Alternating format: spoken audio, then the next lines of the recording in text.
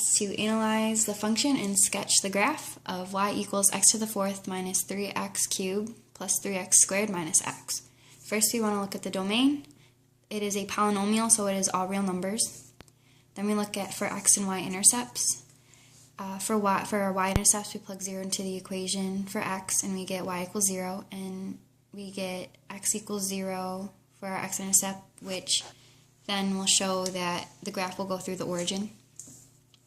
Then we look for symmetry. There's going to be no symmetry because the function is neither odd nor even. Then we look for if it is increasing or decreasing. To do that, we are going to find the derivative of the function. We get 4x cubed minus 9x squared plus 6x minus 1.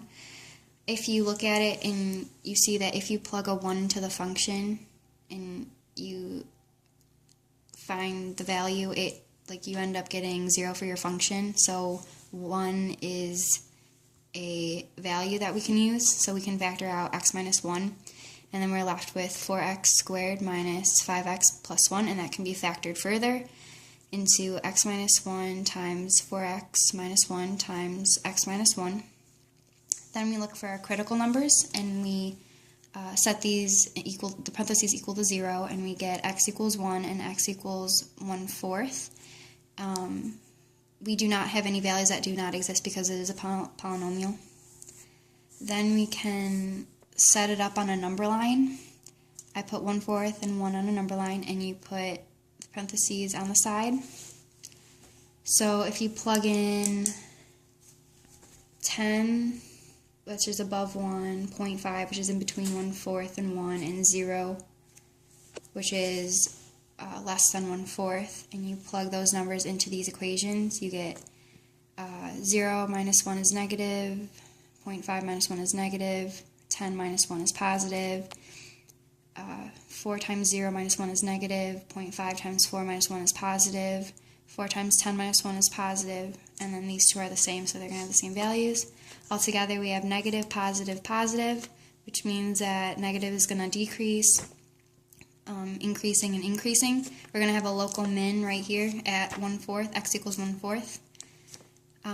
For our intervals, f is increasing from 1/4 to 1, and then from 1 to infinity, and it's decreasing from negative infinity to 1/4.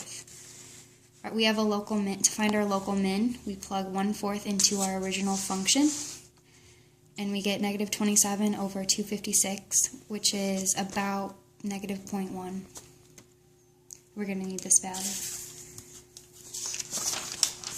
Next, we look for concavity.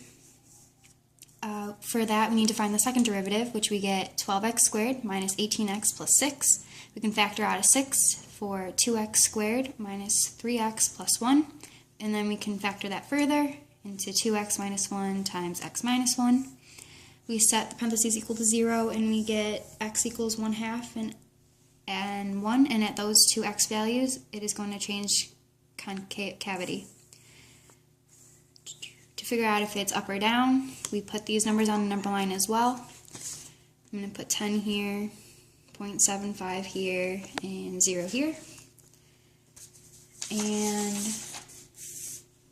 so for 0 times 2 minus 1 is negative, 0.75 times 2 is positive, 10 times 2 minus 1 is negative, and then 0 minus 1 is negative, 0.75 minus 1 is negative, and 10 minus 1 is positive.